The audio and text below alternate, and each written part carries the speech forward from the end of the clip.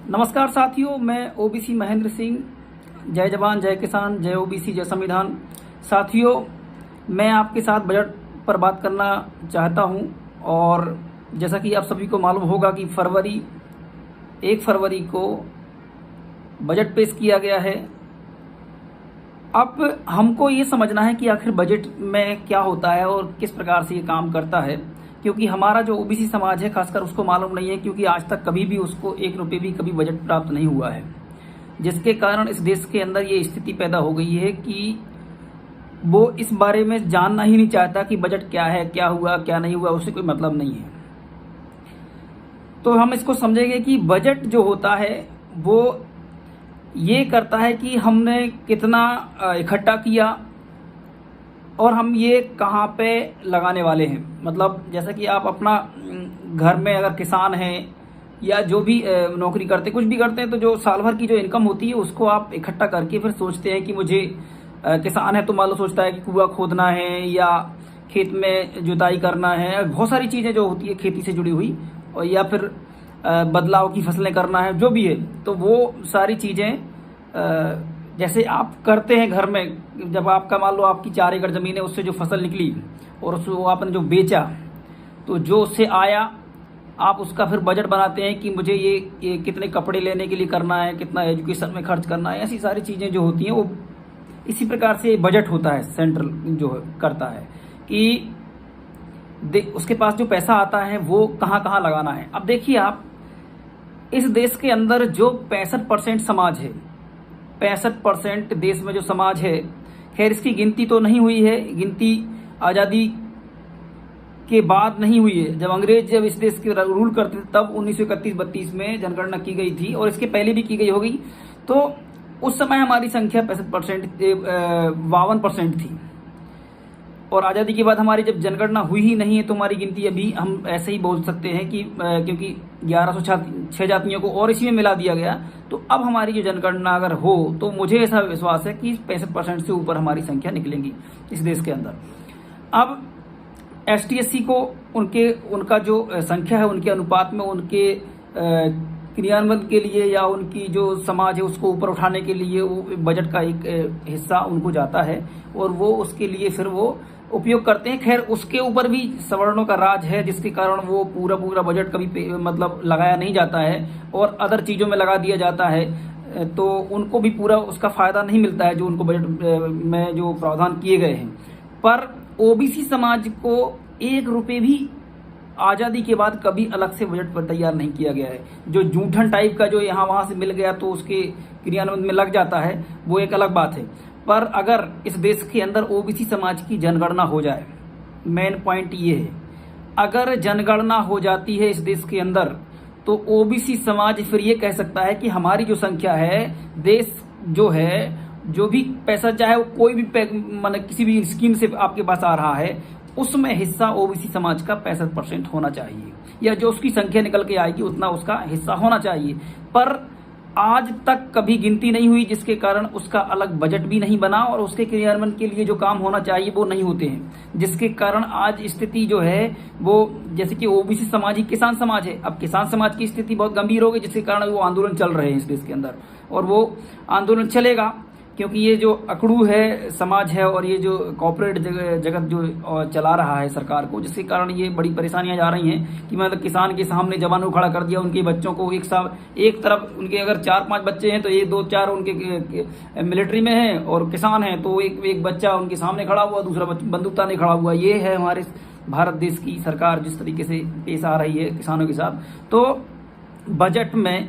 अगर बजट आपको मिलता तो उसका एक अलग मंत्रालय होता है, जैसे कि पिछड़ा वर्ग है पर उसको उतना अधिकार नहीं है, सब कहने की चीज़ें हैं, मतलब बैसत जो नहीं है जो होना चाहिए। अगर बजट मिल जाए तो वो ओबीसी समाज के लिए, जैसे कि आपने देखा होगा अभी क्या होता है कि आपको बोलते हैं कि आपको स्कॉलरशिप मिलेगा या आपको लोन मिलेगा, तो आप देख रहे होंगे कि आपको स्कॉलरशिप तो मिलता है पर लोन नहीं मिलता है। अगर आपको बड़ा बजट मिलेगा तो उसमें से आपको लोन मिलेगा आपकी एजुकेशन के लिए, आप विदेश में पढ़ सकते हैं, देश में पढ़ सकते हैं, बड़ी यूनिवर्सिटी में पढ़ सकते हैं। और जो एजुकेशन का स्तर ओबीसी समाज में खासकर गिरता जा रहा है, वो अगर बजट मिलता तो वो उसका इंक्रीज होगा,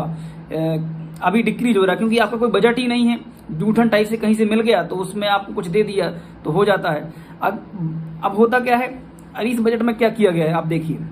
इस बजट में जो ओबीसी समाज, जो किसान समाज है, उसको क्या बोला गया है, क्योंकि मार्केट क्या है, मार्केट में ओबीसी समाज है, यही मार्केट है ओबीसी समाज की, क्योंकि सबसे ज्यादा संख्या है तो ये मार्केट कहलाता है, क्योंकि ज्यादा संख्या है तो आप मार्केट हैं, आप सभी चीजों का चीजें खरीदते हैं, बेचते हैं, तो मार्केट है आप। तो अब क्या है कि कृषि में जो उन्होंने बोला कि हम डबल लोन देंगे, ये समस्या पर है। लोन क्यों दोगे, एमएसपी करो, आप लोन क्यों दे रहे हो, आप एमएसपी डिसाइड कर दो, लोन की जरूरत ही नहीं है। पर वो चाहते हैं कि आने वाले समय में सारी जमीनों को पर कब्जा कॉर्पोरेट जगत का हो जाए, जिसके कारण ये लोन लेने का सिस्टम वो दे रहे हैं आपको। क्योंकि अगर मान लो एमएसपी डिसाइड हो जाता है, मान लो चने का रेट मान लो 15, मान लो उसने 10,000 डिसाइड कर दिया, या मूंग दाल का 7,000 डिसाइड कर दिया, तो क्या होगा कि इससे व्यक्ति को सरकार की और हाथ नहीं फैलाने पड़ेंगे। अभी क्या होता है कि वो जो जिसकी फसल का रेट जो 10,000 होना चाहिए वो उस 4,000 करके रखा है, तो उसके कारण सबसे बड़ा नुकसान ये हो रहा है इस देश के अंदर, क्योंकि हमारा व्यक्ति समझदार नहीं है। तो हमें इस देश के अंदर ओबीसी समाज को बजट की मांग करना चाहिए, और वो तब होगा जब आपकी जनगणना होगी। जनगणना आने वाले समय में सरकार जो है लगातार अब लेट की जा रही है, क्योंकि उसको पता है कि अगर ये जनगणना शुरू कर दी तो एक आंदोलन शुरू हो जाएगा दूसरा किसानों की तरह ही, जिसके कारण ये लगातार इसको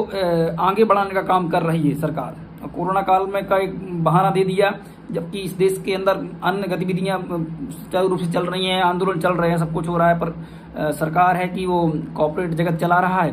तो एक चीज, और दूसरी चीज, हमारा सबसे बड़ा जो वर्ग है ओबीसी समाज, उसको समझ नहीं है, वो संविधान नहीं पढ़ता, वो महापुरुषों को नहीं पढ़ता है, इसलिए वो गुलामी की ओर बढ़ता जा रहा है। अब आप देखिए बजट आया, सवर्णों को उन्होंने बोला, क्योंकि देखिए इस देश के अंदर जो इंडस्ट्री जो लगाते हैं वो ज्यादातर सवर्ण है, क्योंकि उनके पास पैसा है। अब पैसा आप बताइए, उन्होंने कहा कि हम स्टार्टअप के लिए 30 लाख से लेके 100 करोड़ तक रुपए देंगे। अब बताओ ओबीसी समाज का कौन सा व्यक्ति अप्लाई करने वाला है। तो अगर बजट आपका बटा हुआ होता तो ये जो आपके पैसे का उपयोग जो वो लोग कर रहे हैं वो नहीं कर पाते, आपको ही करना पड़ता, आपके ही बीच में उपयोग होता, चाहे वो किसी भी रूप में हो। तो इसलिए कि एक मतलब जो सवर्ण समाज है उसको फायदा पहुंचाने के लिए सरकार ने भरपूर कोशिश की। अब उन्होंने देखो प्राइवेट केंद्रीय विद्यालय खोलेंगे, प्लस उन जो विद्यालय हैं और जो सरकारी हैं उनको भी वो प्राइवेट की तरह ले जाएंगे, फैकल्टी प्राइवेट, एजुकेशन के सारे डिपार्टमेंट प्राइवेट कर दिए जाएंगे, सिर्फ नाम का खोखला एक बना हुआ रहेगा कि ये सैनिक स्कूल है। तो ये इस प्रकार की चीजें इस देश के अंदर की जा रही हैं। अगर इस देश के अंदर ओबीसी की जनगणना हो जाए और उसका अलग से बजट मिले तो इस देश के अंदर एक बहुत बड़ी क्रांति होगी और वाकई फिर विश्व गुरु बनने की ओर देश बढ़ेगा। अभी ओबीसी समाज खासकर जो है उसके पर काटे जाते हैं हर टाइम। सोचने वाली बात है कि इतना बड़ा बजट बना, इसके बाद भी ओबीसी समाज को 1 रुपए का भी अलग से प्रावधान नहीं किया गया है, ये ओबीसी समाज पे खर्च किया जाएगा। कॉर्पोरेट जो है वो सवर्ण है पूरा, तो उसको अलग से बजट दे दिया उन्होंने, जितना चाहे पैसा लो आप, जो भी करो, और जो भी आपने पहले लिया है वो माफी मांग लो आके, वो बैंक में दोबारा से लिखित में दे दो, फिर वो दोबारा से चलाओ, आप दोबारा से ले लो लोन, करो आप, कुछ भी चल रहा है इस देश के अंदर। मतलब ये बात मैं इसलिए बोल रहा हूं सभी को कि साथियों समझने की कोशिश कीजिए, इस देश के अंदर संविधान लागू है, संविधान सभी को समान अधिकार देता है, इसलिए ओबीसी समाज को भी उसकी संख्या के अनुपात में हिस्सेदारी मिलना चाहिए बजट में, पर नहीं मिली। तो इसलिए हमें खुल के इस मुद्दे पर आना चाहिए, क्योंकि ये छोटे मुद्दे नहीं है, इससे देश का जो देश है वो आगे बढ़ता है अगर आप गलत का विरोध करना शुरू करोगे